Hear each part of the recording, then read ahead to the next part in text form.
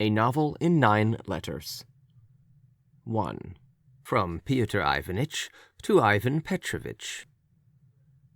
Dear Sir and most precious friend, Ivan Petrovitch, for the last 2 days I have been, I may say, in pursuit of you, my friend, having to talk over most urgent business with you, and I cannot come across you anywhere. Yesterday, while we were at Semyon Alexeyevch's, my wife made a very good joke about you, saying that Tatyana Petrovna and you were a pair of birds always on the wing. You have not been married 3 months, and you already neglect your domestic hearth. We all laughed heartily, from our genuine kindly feeling for you, of course, but joking apart, my precious friend, you have given me a lot of trouble. Semyon Alexeyevich said to me that you might be going to the ball at the Social Union's club. Leaving my wife with Semyon Alexeyevitch's good lady, I flew off to the Social Union. It was funny and tragic. Fancy my position, me at the ball and alone, without my wife.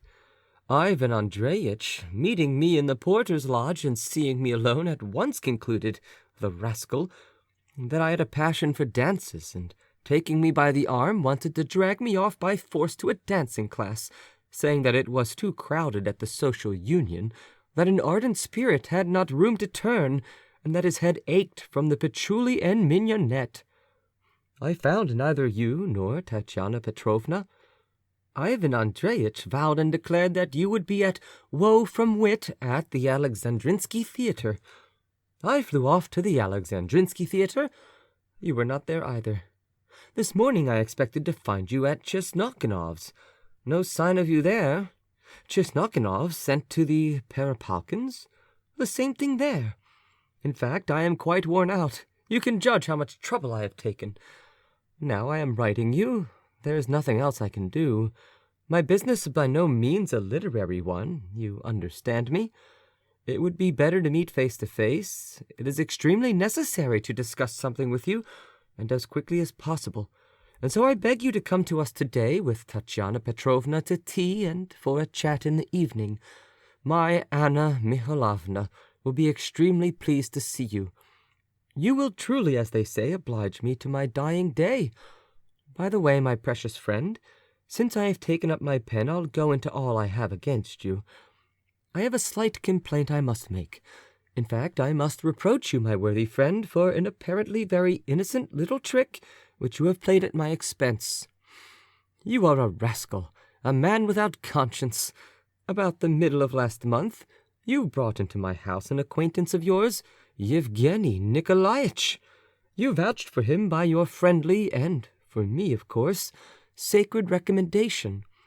I rejoiced at the opportunity of receiving the young man with open arms, and when I did so, I put my head in a noose. A noose it hardly is, but it has turned out a pretty business. I have not time now to explain, and indeed it is an awkward thing to do in writing. Only a very humble request to you, my malicious friend. Could you not somehow very delicately, in passing, drop a hint into the young man's ear that there are a great many houses in the metropolis besides ours? It is more than I can stand, my dear fellow. We fall at your feet, as our friend Semyonovitch says. I will tell you all about it when we meet. I don't mean to say that the young man has sinned against good manners, or is lacking in spiritual qualities, or is not up to the mark in some other way. On the contrary, he is an amiable and pleasant fellow. But wait, we shall meet. Meanwhile, if you see him, for goodness' sake, whisper a hint to him, my good friend. I would do it myself, but you know what I am. I simply can't. And that's all about it. You introduced him, but I will explain myself more fully this evening, anyway. Now, goodbye. I remain, etc. P.S. My little boy has been ailing for the last week and gets worse and worse every day. He is cutting his poor little teeth. My wife is nursing him all the time and is depressed, poor thing. Be sure to come. You will give us real pleasure, my precious friend. 2. From Ivan Petrovitch to Pyotr Ivanitch. Dear Sir, Pyotr Ivanitch, I got your letter yesterday. I read it and was perplexed. You looked for me, goodness knows where, and I was simply at home. Till 10 o'clock I was expecting Ivan Ivanitch Toloknov. At once, on getting your letter, I set out with my wife. I went to the expense of taking a cab and reached your house about 6:30. You were not at home, but we were met by your wife. I waited to see you till 10:30. I could not stay later. I set off with my wife, went to the expense of a cab again, saw her home, and went on myself to the Perepalkins, thinking I might meet you there. But again I was out in my reckoning. When I get home, I did not sleep all night. I felt uneasy. In the morning I drove round to you 3 times, at 9, at 10, and at 11. 3 times I went to the expense of a cab, and again you left me in the lurch. I read your letter and was amazed. You write about Yevgeny Nikolaitch, beg me to whisper some hint, and do not tell me what about. I commend your caution, but all letters are not alike, and I don't give documents of importance to my wife for curl papers. I am puzzled, in fact, to know with what motive you wrote all this to me. However, if it comes to that, why should I meddle in the matter? I don't poke my nose into other people's business. You can be not at home to him. I only see that I must have a brief and decisive explanation with you. And moreover, time is passing, and I am in straits and don't know what to do if you are going to neglect the terms of our agreement. A journey for nothing. A journey costs something, too, and my wife's whining for me to get her a velvet mantle of the latest fashion. About Yevgeny Nikolaitch, I hasten to mention that when I was at Pavel Semyonovitch Perepalkin's yesterday, I made inquiries without loss of time. He has 500 serfs in the province of Yaroslav, and he has expectations from his grandmother of an estate of 300 serfs near Moscow. How much money he has, I cannot tell. I think you ought to know that better. I beg you once for all to appoint a place where I can meet you. You met Ivan Andreyitch yesterday, and you write that he told you I was at the Alexandrinsky Theatre with my wife. I write that he is a liar, and it shows how little he is to be trusted in such cases, that only the day before yesterday he did his grandmother out of 800 roubles. I have the honor to remain, etc. P.S. My wife is going to have a baby. She is nervous about it and feels depressed at times. At the theater they sometimes have firearms going off and sham thunderstorms, and so for fear of a shock to my wife's nerves I do not take her to the theater. I have no great partiality for the theater myself. 3. From Pyotr Ivanitch to Ivan Petrovitch. My precious friend Ivan Petrovitch, I am to blame, 1,000 times to blame, but I hasten to defend myself. Between 5 and 6 yesterday, just as we were talking of you with the warmest affection, a messenger from Uncle Stepan Alexeyitch galloped up with the news that my aunt was very bad. Being afraid of alarming my wife, I did not say a word of this to her, but on the pretext of other urgent business, I drove off to my aunt's house. I found her almost dying. Just at 5 o'clock she had had a stroke, the 3rd she has had in the last 2 years. Karl Fyodorovitch, their family doctor, told us that she might not live through the night. You can judge of my position, dearest friend. We were on our legs all night in grief and anxiety. It was not till morning that, utterly exhausted and overcome by moral and physical weakness, I lay down on the sofa. I forgot to tell them to wake me, and only woke at 11:30. My aunt was better. I drove home to my wife. She, poor thing, was quite worn out expecting me. I snatched a bite of something, embraced my little boy, reassured my wife, and set off to call on you. You were not at home. At your flat I found Yevgeny Nikolaitch. When I got home I took up a pen, and here I am writing you. Don't grumble and be cross to me, my true friend. Beat me, chop my guilty head off my shoulders, but don't deprive me of your affection. From your wife I learned that you will be at the Slavyanovs this evening. I will certainly be there. I look forward with the greatest impatience to seeing you. I remain, etc. P.S. We are in perfect despair about our little boy. Karl Fyodorovitch prescribes rhubarb. He moans. Yesterday he did not know anyone. This morning he did know us and began lisping, Papa, Mama, Boo. My wife was in tears the whole morning. 4. From Ivan Petrovitch to Pyotr Ivanitch. My dear Sir Pyotr Ivanitch, I am writing to you in your room, at your bureau, and before taking up my pen I have been waiting for more than 2.5 hours for you. Now allow me to tell you straight out, Pyotr Ivanitch, my frank opinion about this shabby incident. From your last letter I gathered that you were expected at the Slavyanovs, that you were inviting me to go there. I turned up, I stayed for 5 hours, and there was no sign of you. Why am I to be made a laughingstock to people, do you suppose? Excuse me, my dear sir. I came to you this morning. I hope to find you not imitating certain deceitful persons who look for people, God knows where, when they can be found at home at any suitably chosen time. There is no sign of you at home. I don't know what restrains me from telling you now the whole harsh truth. I will only say that I see you seem to be going back on your bargain regarding our agreement, and only now reflecting on the whole affair, I cannot but confess that I am absolutely astounded at the artful workings of your mind.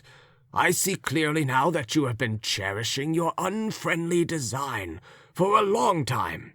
This supposition of mine is confirmed by the fact that last week, in an almost unpardonable way, you took possession of that letter of yours addressed to me, in which you laid down yourself, though rather vaguely and incoherently, the terms of our agreement in regard to a circumstance of which I need not remind you. You are afraid of documents, you destroy them, and you try to make a fool of me. But I won't allow myself to be made a fool of, for no one has ever considered me one hitherto, and everyone has thought well of me in that respect. I am opening my eyes. You try and put me off, confuse me with talk of Yevgeny Nikolaitch, and when with your letter of the 7th of this month, which I am still at a loss to understand, I seek a personal explanation from you. You make humbugging appointments while you keep out of the way. Surely you do not oppose, sir, that I am not equal to noticing all this? You promise to reward me for my services, of which you are very well aware, in the way of introducing various persons, and at the same time, and I don't know how you do it, you contrive to borrow money from me in considerable sums, without giving a receipt, as happened no longer ago than last week. Now, having got the money, you keep out of the way, and what's more, you repudiate the service I have done you in regard to Yevgeny Nikolaitch. You are probably reckoning on my speedy departure to Simbirsk, and hoping I may not have time to settle your business. But I assure you solemnly and testify on my word of honor that if it comes to that, I am prepared to spend 2 more months in Petersburg, expressly to carry through my business, to attain my objects, and to get hold of you. For I, too, on occasion know how to get the better of people. In conclusion, I beg to inform you that if you do not give me a satisfactory explanation today, first in writing, and then personally face to face, and do not make a fresh statement in your letter of the chief points of the agreement existing between us, and do not explain fully your views in regard to Yevgeny Nikolaitch, I shall be compelled to have recourse to measures that will be highly unpleasant to you, and indeed repugnant to me also. Allow me to remain, etc. 5. From Pyotr Ivanitch to Ivan Petrovitch, November 11th. My dear and honored friend, Ivan Petrovitch, I was cut to the heart by your letter. I wondered you were not ashamed, my dear but unjust friend, to behave like this to one of your most devoted friends? Why be in such a hurry, and, without explaining things fully, wound me with such insulting suspicions? But I hasten to reply to your charges. You did not find me yesterday, Ivan Petrovitch, because I was suddenly and quite unexpectedly called away to a deathbed. My aunt, Euphemia Nikolaevna, passed away yesterday evening at 11 o'clock in the night. By the general consent of the relatives, I was selected to make the arrangements for the sad and sorrowful ceremony. I had so much to do that I had not time to see you this morning, nor even to send you a line. I am grieved to the heart at the misunderstanding which has arisen between us. My words about Yevgeny Nikolaitch, uttered casually and in jest, you have taken in quite a wrong sense, and have ascribed to them a meaning deeply offensive to me. You refer to money and express your anxiety about it, but without wasting words I am ready to satisfy all your claims and demands, though I must remind you that the 350 rubles I had from you last week were in accordance with a certain agreement, and not by way of a loan. In the latter case there would certainly have been a receipt. I will not condescend to discuss the other points mentioned in your letter. I see that it is a misunderstanding. I see it is your habitual hastiness, hot temper, and obstinacy. I know that your good-heartedness and open character will not allow doubts to persist in your heart, and that you will be, in fact, the first to hold out your hand to me. You are mistaken, Ivan Petrovitch. You are greatly mistaken.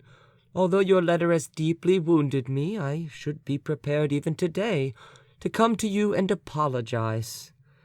But I have been since yesterday in such a rush and flurry that I am utterly exhausted and can scarcely stand on my feet. To complete my troubles, my wife is laid up. I am afraid she is seriously ill. Our little boy, thank God, is better, but I must lay down my pen. I have a mass of things to do, and they are urgent. Allow me, my dear friend, to remain, etc. 6. From Ivan Petrovitch to Pyotr Ivanitch, November 14th. Dear Sir, Pyotr Ivanitch, I have been waiting for 3 days. I tried to make a profitable use of them. Meanwhile, I feel that politeness and good manners are the greatest of ornaments for everyone. Since my last letter of the 10th of this month, I have neither by word nor deed reminded you of my existence, partly in order to allow you undisturbed to perform the duty of a Christian in regard to your aunt, partly because I needed the time for certain considerations and investigations in regard to a business you know of. Now, I hasten to explain myself to you in the most thoroughgoing and decisive manner. I frankly confess that on reading your first 2 letters, I seriously supposed that you did not understand what I wanted. That was how it was that I rather sought an interview with you and explanations face to face. I was afraid of writing and blamed myself for lack of clearness in the expression of my thoughts on paper. You are aware that I have not the advantages of education and good manners, and that I shun a hollow show of gentility, because I have learned from bitter experience how misleading appearances often are, and that a snake sometimes lies hidden under flowers. But you understood me. You did not answer me as you should have done, because, in the treachery of your heart, you had planned beforehand to be faithless to your word of honor, and to the friendly relations existing between us. You have proved this absolutely by your abominable conduct toward me of late, which is fatal to my interests, which I did not expect, and which I refused to believe till the present moment. From the very beginning of our acquaintance, you captivated me by your clever manners, by the subtlety of your behavior, your knowledge of affairs, and the advantages to be gained by association with you. I imagined that I had found a true friend and well-wisher. Now I recognize clearly that there are many people who, under a flattering and brilliant exterior, hide venom in their hearts. who use their cleverness to weave snares for their neighbor and for unpardonable deception, and so are afraid of pen and paper, and at the same time use their fine language not for the benefit of their neighbor and their country, but to drug and bewitch the reason of those who have entered into business relations of any sort with them. Your treachery to me, my dear sir, can be clearly seen from what follows. In the first place, when, in the clear and distinct terms of my letter, I described my position, sir, and at the same time asked you in my first letter what you meant by certain expressions and intentions of yours, principally in regard to Yevgeny Nikolaitch, you tried for the most part to avoid answering, and confounding me by doubts and suspicions, you calmly put the subject aside. Then, after treating me in a way which cannot be described by any seemly word, you began writing that you were wounded. Pray, what am I to call that, sir? Then, when every minute was precious to me, and when you had set me running after you all over the town, you wrote, pretending personal friendship, letters in which, intentionally avoiding all mention of business, you spoke of utterly irrelevant matters, to wit, of the illness of your good lady, for whom I have in any case every respect, and of how your baby had been dosed with rhubarb, and was cutting a tooth. All this you alluded to in every letter with a disgusting regularity that was insulting to me. Of course, I am prepared to admit that a father's heart may be torn by the sufferings of his babe. But why make mention of this when something different, far more important and interesting, was needed?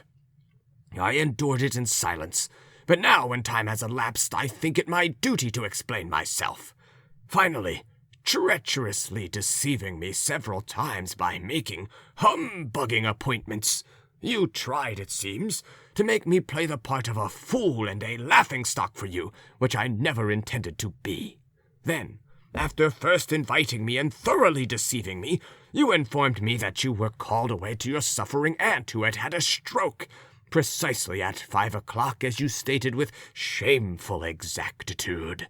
Luckily for me, sir, in the course of these 3 days, I have succeeded in making inquiries, and have learnt from them that your aunt had a stroke on the day before the 7th, not long before midnight. From this fact, I see that you have made use of sacred family relations in order to deceive persons in no way concerned with them.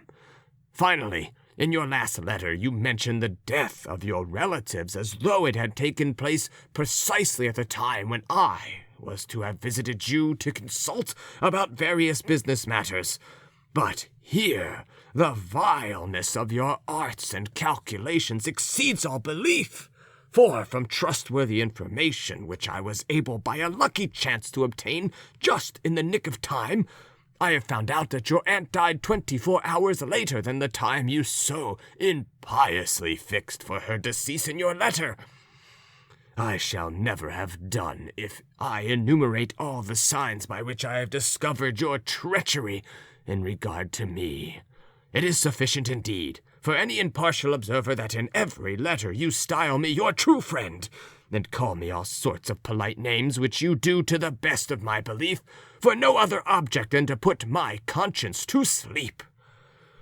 I have come now to your principal act of deceit and treachery in regard to me, to wit, your continual silence of late in regard to everything concerning our common interests. In regard to your wicked theft of the letter in which you stated, though in language somewhat obscure and not perfectly intelligible to me, our mutual agreements. Your barbarous, forcible loan of 350 roubles, which you borrowed from me as your partner without giving any receipt. And finally, your abominable slanders of our common acquaintance, Yevgeny Nikolaitch. I see clearly now that you meant to show me that he was, if you will allow me to say so, like a billy goat, good for neither milk nor wool, that he was neither one thing nor the other, neither fish nor flesh, which you put down as a vice in him in your letter of the 6th instant. I knew Yevgeny Nikolaitch as a modest and well-behaved young man, whereby he may well attract, gain, and deserve respect in society. I know also that every evening for the last fortnight you've put into your pocket dozens, and sometimes even hundreds of rubles, playing games of chance with Yevgeny Nikolaitch. Now, you disavow all this and not only refuse to compensate me for what I have suffered, but have even appropriated money belonging to me, tempting me by suggestions that I should be partner in the affair, and luring me with various advantages which were to accrue.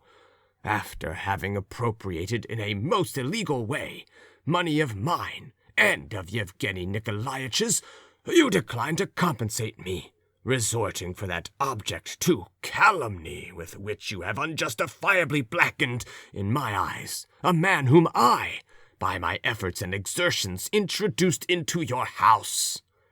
While, on the contrary, from what I hear from your friends, you are still almost slobbering over him, and give out to the whole world that he is your dearest friend, though there is no one in the world such a fool as not to guess at once what your designs are aiming at, and what your friendly relations really mean. I should say that they mean deceit, treachery, forgetfulness of human duties and proprieties, contrary to the law of God and vicious in every way. I take myself as a proof and example. In what way have I offended you, and why have you treated me in this godless fashion? I will end my letter. I have explained myself.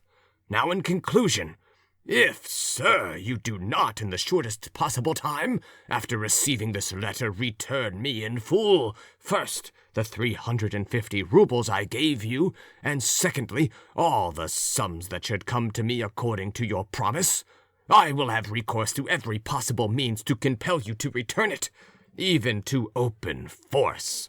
Secondly, to the protection of the laws. And finally, I beg to inform you that I am in possession of facts, which, if they remain in the hands of your humble servant, may ruin and disgrace your name in the eyes of all the world. Allow me to remain, etc. 7. From Fyodor Ivanitch to Ivan Petrovitch, November 15th. Ivan Petrovitch, when I received your vulgar and at the same time queer letter, my impulse for the first minute was to tear it into shreds, but I have preserved it as a curiosity. I do, however, sincerely regret our misunderstandings and unpleasant relations. I did not mean to answer you, but I am compelled by necessity. I must in these lines inform you that it would be very unpleasant for me to see you in my house at any time. My wife feels the same. She is in delicate health, and the smell of tar upsets her. My wife sends your wife the book Don Quixote de la Mancha, with her sincere thanks. As for the galoshes you say you left behind here on your last visit, I must regretfully inform you that they are nowhere to be found. They are still being looked for, but if they do not turn up, then I will buy you a new pair. I have the honor to remain your sincere friend. 8. On the 16th of November, Fyodor Ivanitch received by post 2 letters addressed to him. Opening the first envelope, he took out a carefully folded note on pale pink paper. The handwriting was his wife's. It was addressed to Yevgeny Nikolaitch and dated November the 2nd. There was nothing else in the envelope. Fyodor Ivanitch read, Dear Eugene, yesterday was utterly impossible. My husband was at home the whole evening. Be sure to come tomorrow punctually at 11. At 10:30 my husband is going to Tsarskoe, and not coming back till evening. I was in a rage all night. Thank you for sending me the information and the correspondence. What a lot of paper! Did she really write all that? She has style, though. Many thanks, dear. I see that you love me. Don't be angry, but for goodness' sake come tomorrow. A. Pyotr Ivanitch tore open the other letter. Pyotr Ivanitch, I should never have set foot again in your house anyway. You need not have troubled to soil paper about it. Next week I am going to Zimbursk. Yevgeny Nikolaevich remains your precious and beloved friend. I wish you luck, and don't trouble about the galoshes. 9. On the 17th of November, Ivan Petrovitch received by post 2 letters addressed to him. Opening the first letter, he took out a hasty and carelessly written note. The handwriting was his wife's. It was addressed to Yevgeny Nikolaevich and dated August the 4th. There was nothing else in the envelope. Ivan Petrovitch read, Goodbye, goodbye, Yevgeny Nikolaevich. The Lord reward you for this too. May you be happy, but my lot is bitter, terribly bitter. It is your choice.